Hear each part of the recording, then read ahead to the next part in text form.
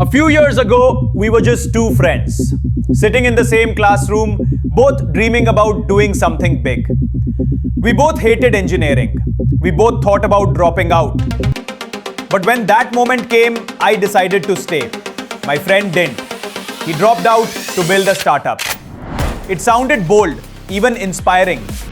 But dreams don't always survive reality. Today, I work in an IT company. I earn around 6 lakhs a year.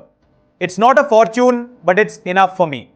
Enough to live decently. Enough to sleep without stress. My friend, on the other hand, drives an Uber now. His startup failed, and with it, the confidence that once made him believe he could conquer the world. He drives 12 hours a day. His body is giving up. His health is falling apart. And the worst part, he's stuck in a race where the harder he works, the less it seems to matter. Because anyone can wake up tomorrow and start driving a cab. It's a story we found on Reddit, but it's not just one story. It's a reflection of thousands like it. We searched the internet, blogs, vlogs, podcasts, YouTube videos. Everyone seems to be asking the same question. Should I drop out of college? It's one of the most common questions among young entrepreneurs. The truth is, dropping out has become romanticized.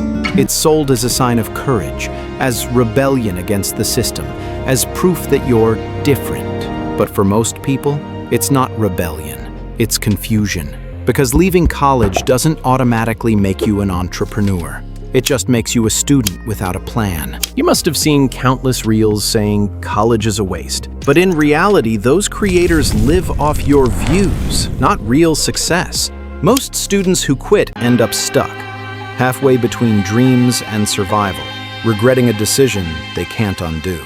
Most of the so-called gurus will tell you that college doesn't teach you how to build a business, but they're absolutely wrong. Sitting in class, doing homework, studying for exams, it might not look glamorous, but it builds something that every entrepreneur needs: discipline. It teaches you how to show up, even when you don't feel like it. It builds self-control, consistency, and the patience to see things through. And if you're in a business school, the connections you make, the way you learn to communicate, network, and think critically, those are real skills. Those are must-have for an entrepreneur. While there are billionaires from all kinds of educational backgrounds, the truth might surprise you. Most of them didn't actually drop out. According to Forbes, 84% of the richest 400 Americans have at least a bachelor's degree. That's more than double the percentage of the general population. And when you look at the top 10 richest people in the world, only 2 of them are college dropouts. So the myth that college kills entrepreneurship doesn't hold up when you look at the data. Education doesn't stop success. It often strengthens it. Think of Elon Musk without his physics degree, trying to learn rocket science from scratch, trying to lead a team of world-class engineers at SpaceX. Would that even be possible? Probably not. Education doesn't just give you information. It broadens your thinking. It gives you the foundation to understand complex problems and the confidence to solve them. A student fresh out of 12th grade might dream of starting a clothing brand or a food business. And while there's nothing wrong with that, those spaces are already crowded. Anyone can do the same. But as you move higher up the education ladder, your ideas evolve. You start seeing bigger problems, more technical gaps, and deeper opportunities in the market. Your network grows stronger, your perspective expands, and your ambitions rise. That's the real power of education. It raises the level of the problems you want to solve. Most people shouldn't, but if you ever consider it, these are the only moments when dropping out might make sense. And even then, it's a gamble. 1. When you've already built something real. Bill Gates wasn't another college kid chasing a dream. He already had rare coding skills at a time when computers were only for the rich, and Microsoft was already taking shape before he ever left Harvard. Well, at a very young age, I was heavily involved, for long periods, working day and night on the machine, writing programs, learning new things. I'd go through periods where I'd say, hey, this computer stuff, let's not do that for a little while. Then I'd go back into it. And when I went to college at Harvard, I was still dealing with that. Am I going to work on this computer side, or maybe I'll just go work in economics or law and do what I thought of as a more normal pursuit. So I was always mixing back and forth, and it wasn't really till I dropped out and started Microsoft that I declared where my focus would be. 2. When your idea has proven demand. Mark Zuckerberg didn't drop out to start Facebook. He dropped out after Facebook exploded inside Harvard, proving people actually wanted what he built. He wasn't taking a blind leap. He was scaling a rocket that had already launched. So, launched it at Harvard in early February of 2004, and within a couple of weeks, 2/3 of the school had signed up. So, at that point, my roommates were kind of like, this is pretty cool, like, I bet this would work at other schools. But we were all busy with classes and stuff, so we kind of just wanted to make sure that it was going to work before going in, any further with it. So we launched it at 3 schools that also had some sort of online communities. So those were Columbia, Yale, and Stanford.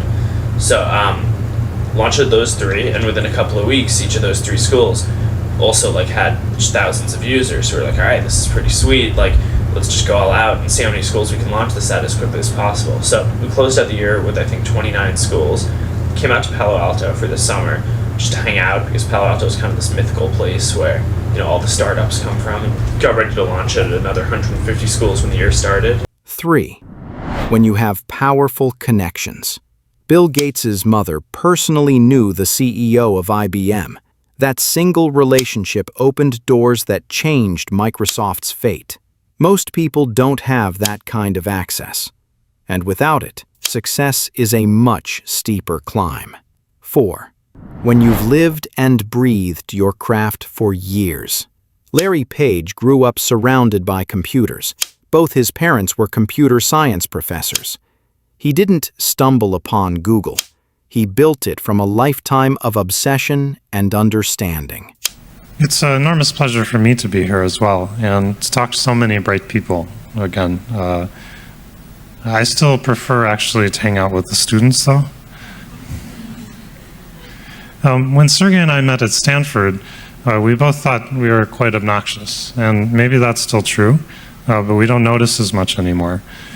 But I just wanted to hopefully inspire a bunch of the students. I know I talked to a lot of you last night, and just to, and thinking about your research. And Google really is interesting because it's an example of pure research. When we started Google, we had no idea what we were, when we started working at Stanford in late 1995, on the web, I wanted to download the links on the web, and Sergey was interested in data mining. And we had sort of no idea really what we were doing. We just thought, the web was interesting and was a good computer science topic, and we could probably get our dissertations to do something that might be practical and might be significant. We tried all sorts of things, most of which failed. And we came up with a better way of doing ranking, which we didn't think would apply to search at all, and then eventually we realized was really useful for search. And I think the takeaway for me in this is that, you should pick areas you think are interesting, that could be valuable, where there's a lot of activity. I was interested in links because I knew no one else was really looking at the links on the web. And I figured, you could probably do something with them. And I think that's true of many of these areas where people do interesting things. I also think it's really important for us when we were working on this. We had many people, Sergey and I and a couple of other people, who worked tremendously hard. And I think that was an important part of making all this work. I had a conversation last night with someone who will remain nameless, but they said, I'm thinking about doing this research in an area, and the work is kind of incremental and the papers are kind of boring, but I'm told that I should publish a lot of papers, and then that way I'll get my degree and I'll graduate. And so I'm thinking maybe I should do this. But there's this other thing I really want to do that no one's working on that I think is much more important. And my advice would be, pick the thing that's important.